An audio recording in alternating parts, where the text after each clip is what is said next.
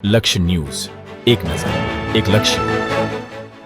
સખી મંડળથી સ્વાવલંબન સુધી નૈનાબેન શ્રીમાળીની પ્રેરક સફળતા.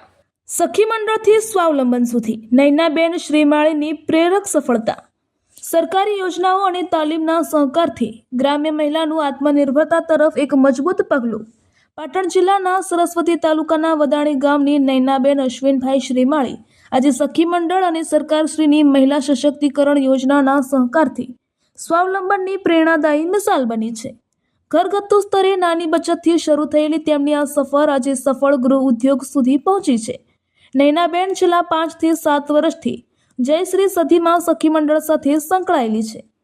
મંડળ સાથે જોડાયા બાદ તેમણે નિયમિત બચત કરવાની ટેવ પડી અને સ્વરોજગાર તરફ આગળ વધવાની પ્રેરણા મળી.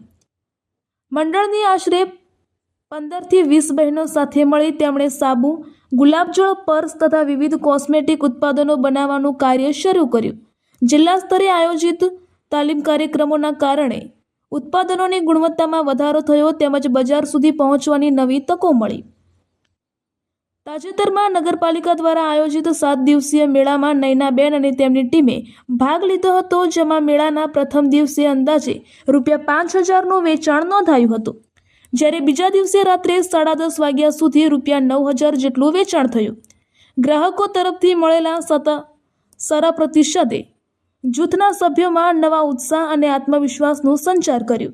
નૈનાબેન જણાવે છે કે શરૂઆતમાં તેઓ ઘર આંગણે મર્યાદિત સાધનો સાથે કાર્ય કરતા હતા, પરંતુ સરકારશ્રીની યોજનાઓ, માર્ગદર્શન અને તાલીમના કારણે આજે તેઓ પાટણ શહેરમાં પોતાના ઉત્પાદનોનું સફળતાપૂર્વક વેચાણ કરી રહ્યા છે. તેઓ આ સફળતાનું શ્રેય સરકારની મહિલા સશક્તિકરણ નીતિઓ, તાલીમ કાર્યક્રમો તથા બજાર ઉપલબ્ધ કરાવતી પહેલોને આપે છે. તેમણે સરકારશ્રી તેમજ સ્થાનિક નગરપાલિકા તંત્રનો આભાર વ્યક્ત કરતા જણાવ્યું હતું કે આવી સહાય અને પ્રોત્સાહિત ગ્રામ્ય વિસ્તારોની મહિલાઓ આત્મનિર્ભર બની પોતાના પરિવારના આર્થિક વિકાસમાં મહત્વપૂર્ણ યોગદાન આપી રહી છે. નૈનાબેન શ્રીમાળીની સફળતા ગાથા એ સાબિત કરે છે કે યોગ્ય માર્ગદર્શન, સંકલ્પ બળ અને સરકારના સહકારથી ગ્રામ્ય મહિલાઓ પણ સ્વાવલંબનનો માર્ગ અપનાવી સમાજ અને પરિવાર માટે વિકાસનો નવો માઇલસ્ટોન સ્થાપિત કરી શકે છે. રિપોર્ટર દિલીપસિંહ જાડેજા, શંખેશ્વર. મારું નામ નૈનાબેન અશ્વિનભાઈ શ્રીમાળી, ગામ વદાણી. હું 5, 6, 7 વર્ષથી સખી મંડળમાં જોડાણી. એ હિસાબથી મારો ઘણો બધો ફાયદો પડ્યો.